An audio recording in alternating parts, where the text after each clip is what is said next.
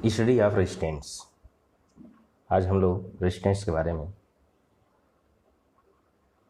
अध्ययन करेंगे।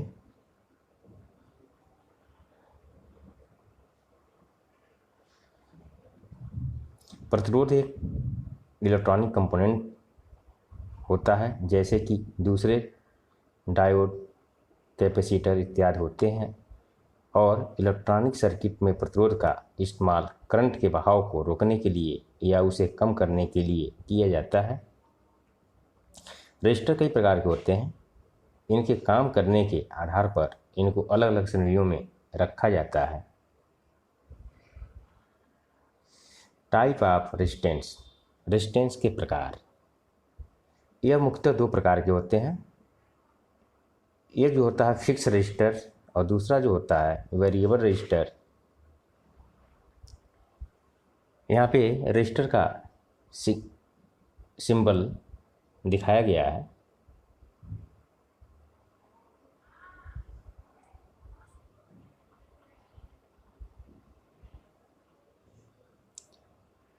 रेजिस्टेंस की value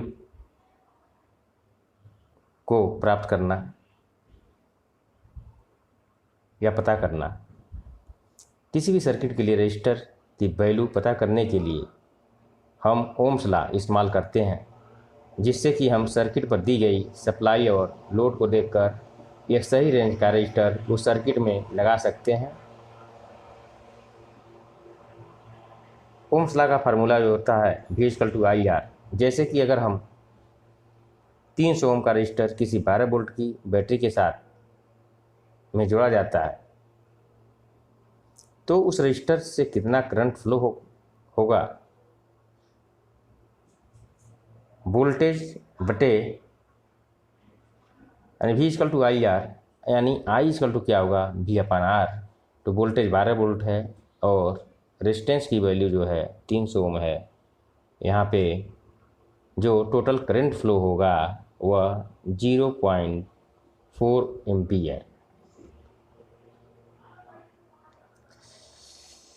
connection of resistor. Resistor का कनेक्शन भी हम दो प्रकार से करते हैं। एक श्रेणी क्रम में अगर रेजिस्टर को जोड़ते हैं तो उसके कुल मान में बढ़ोतरी हो जाती है।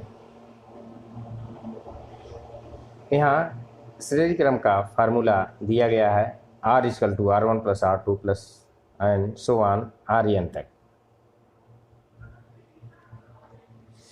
Parallel connection. अगर आपने सभी प्रतिरोधों को समानांतर में लगा दिया है तो इनका रेजिस्टेंस निकालने के लिए निम्न फार्मूला लगाना होगा 1/R total = 1/R1 + 1/R2 and so on 1/RN। Type of resistor. Fix resistor हुए होते हैं जिनका रेजिस्टेंस तापमान के कारण ही थोड़ा बहुत बदले, नहीं तो इनका रेजिस्टेंस बिल्कुल एक ही रहता है। और फिक्स रेजिस्टर को भी आगे कुछ श्रेणियों या इसके प्रकार के आधार पर बांटा गया है। Carbon composition resistor. Carbon composition resistor यह समानांतर दानेदार या पाउडर कार्बन और ग्रेफाइट को मिलाकर बनाया जाता है और इस मिश्रण को एक छड़ के रूप में बनाया जाता है और इसके दोनों तरफ धातुओं की दो टोपी लगा दी जाती है।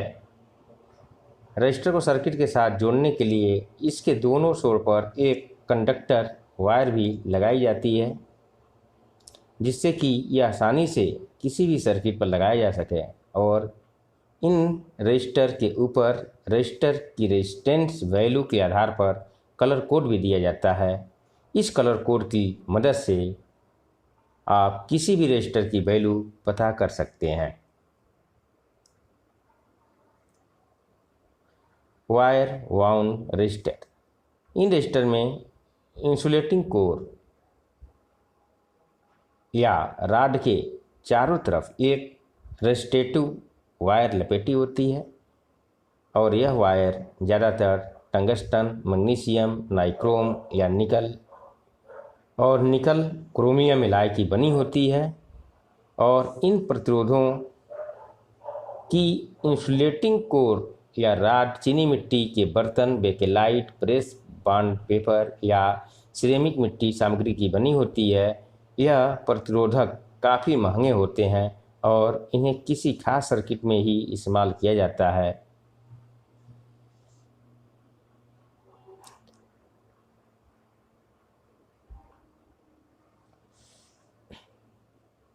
वेरिएबल रजिस्टर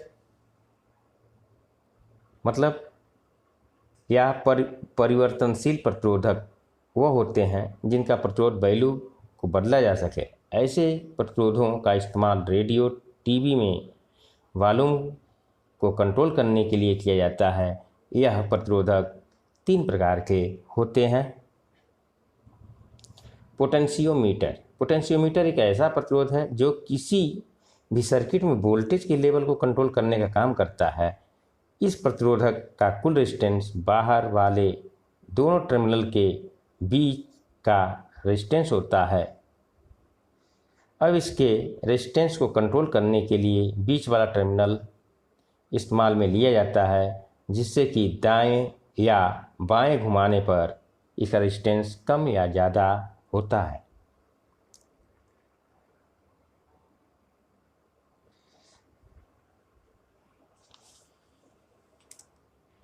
रियोस्टाट एक ऐसा प्रतिरोधक है जिसमें हम 2 या 3 टर्मिनल देखने को मिलेंगे और इसे करंट को कंट्रोल करने के लिए इस्तेमाल में लिया जाता है और करंट को कंट्रोल करने के लिए इसे हाथ से सेट करना पड़ता है। और इस प्रतिरोधक को टैप्ड रजिस्टर और वेरिएबल वायर वाउंड रजिस्टर के नाम से भी जाना जाता है। ट्रिमर्स प्रतिरोधक के अच्छे संचालन और एफिशिएंसी के लिए उसमें एक अतिरिक्त स्क्रू लगा दिया जाता है, जिससे ट्रिमर प्रतिरोधक के रूप में जाना जाता है। लेकिन इस प्रतिरोधक के रेजिस्टेंसों को बदलने के लिए आपको पेचकस की ज़रूरत पड़ती है। स्क्रू ड्राइवर की मदद से इस प्रतिरोधक के स्क्रू को घुमाने से इसका रेजिस्टेंस बदल जाता है।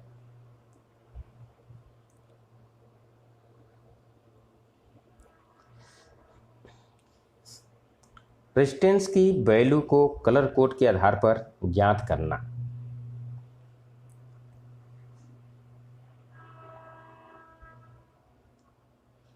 बीबी Rai, great Britain, very simple worker. पहला जो कलर है ब्लैक के लिए जो सिग्निफिकेंट इसकी वैल्यू है ब्लैक की 0 है। दूसरा बी का मतलब है ब्राउन, जिसकी सिग्निफिकेंट वैल्यू 1 होती है। तीसरा जो कलर है रेड, जिसकी सिग्निफिकेंट वैल्यू 2 होती है। चौथा जो कलर है ऑरेंज, जिसकी सिग्निफिकेंट वैल्यू 3 होती है। पांचवा जो कलर है येलो, जिसकी सिग्निफिकेंट वैल्यू 4 होती है। छठा जो कलर है इसमें ग्रीन, जिसकी सिग्निफिकेंट वैल्यू 5 होती है। सातवां जो कलर है वो ब्लू, जिसकी सिग्निफिकेंट वैल्यू 6 होती है। आठवां जो कलर है वायलेट, जिसकी सिग्निफिकेंट वैल्यू 7 होती है।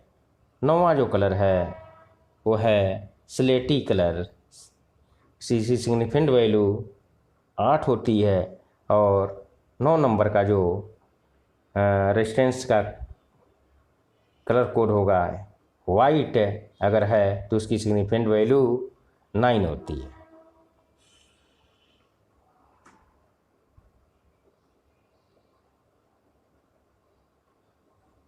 अब यहाँ पे जो रेजिस्टेंस में कलर कोड के आधार पर रेजिस्टेंस की वैल्यू को अगर ज्ञात करेंगे तो हम देखते हैं कि जो मिनिमम जो रेजिस्टेंस में कलर कोड होंगे, कलर बैंड होंगे, वो मिनिमम 3 होंगे और मैक्सिमम जो बैंड होंगे वो 6 होंगे। अगर 3 बैंड वाले रेजिस्टेंस की हम बात करें, जिसमें अगर पहला कलर उसका येलो, दूसरा जो कलर अगर वायलेट है और तीसरा जो कलर अगर रेड है, तो येलो के लिए हम देख रहे हैं कि येलो की जो सिग्निफिकेंट वैल्यू होती है वो होती है 4, और यहाँ पे देख रहे हैं जो वायलेट की सिग्निफिकेंट वैल्यू होती है 7, यानी पहला डिजिट, दूसरा डिजिट और तीसरा जो हो जाएगा इसमें मल्टीप्लायर।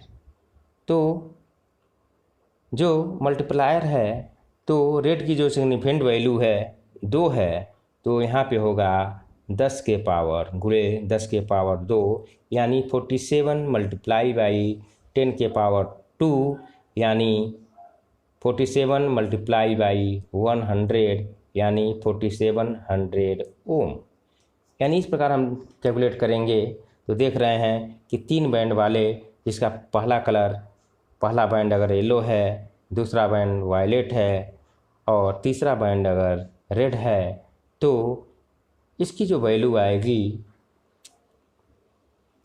4700 ओम, या इसको किलो ओम में चेंज कर दें तो आ जाएगा 4.7 किलो ओम। ऐसे ही यहाँ पे हम देख रहे हैं कि जो सबसे ऊपर वाला रेजिस्टेंस है उसमें 4 बैंड है, जिसका फर्स्ट बैंड है येलो, सेकेंड बैंड है वायलेट, थर्ड बैंड जो है रेड है, और जो लास्ट का बैंड है वह है स्लेट।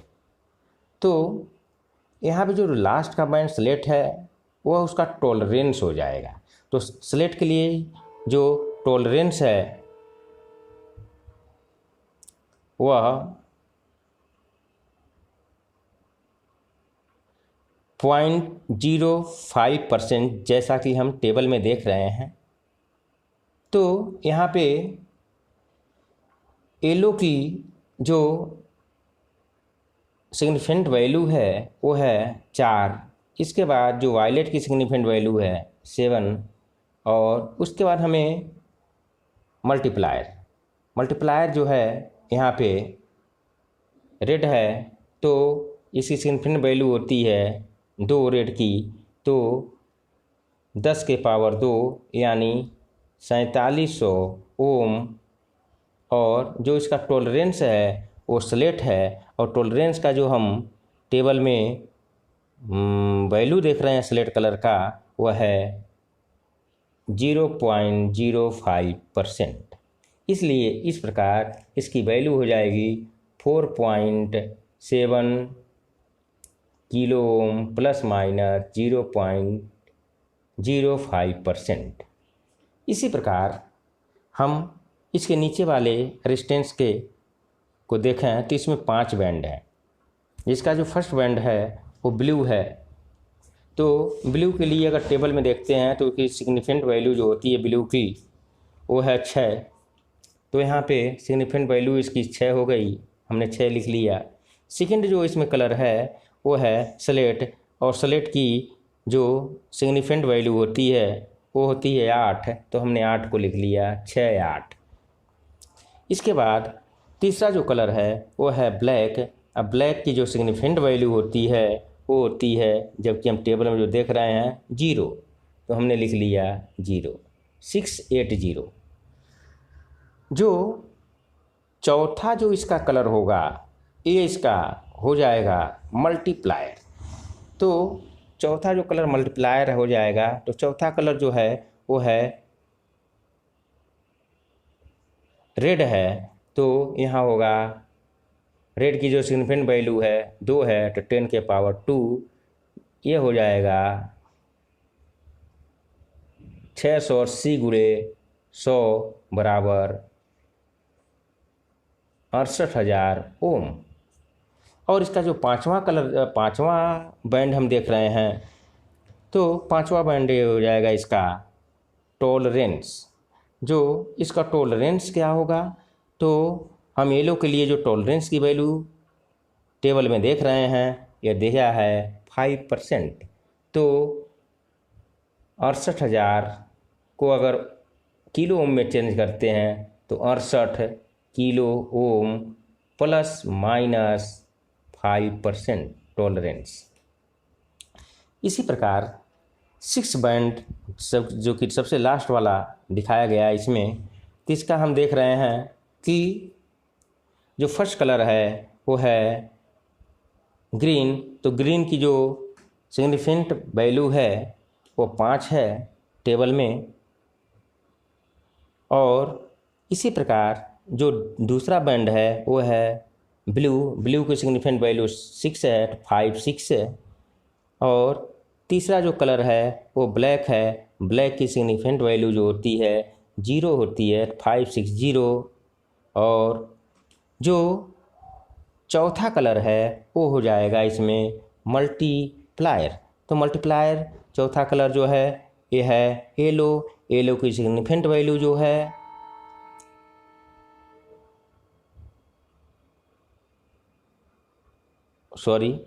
ऑरेंज।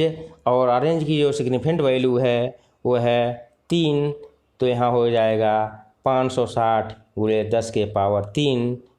यहाँ हो जाएगा 5 6 0 इंटू 10 के पावर 3 का मतलब 1000। तो यहाँ हो जाएगा 5 6 0 0 0। 5,60,000 ओम हो गया यहाँ पे। और जो 6 नंबर का बैंड है वो होता है टेम्परेचर कोफिशिएंट। तो यहाँ पे हम देख रहे हैं जो 6 बैंड है वो रेड है। और रेड के लिए जो टेबल में इसका टेम्परेचर कोफिशिएंट दिया हुआ है वो दिया है 50 ppm। तो 5,60,000 ओम और ये हो जाएगा टेम्परेचर कोफिशिएंट 50 ppm। इस प्रकार हम रेजिस्टेंस की वैल्यू को कलर कोड के माध्यम से ज्ञात करना सीखा। आगे जो है मल्टीमीटर के माध्यम से भी इस रेजिस्टेंस की वैल्यू को ज्ञात किया जा सकता है। रेजिस्टेंस मल्टीमीटर को रेजिस्टेंस के रेंज में रखेंगे, ओम के रेंज में। और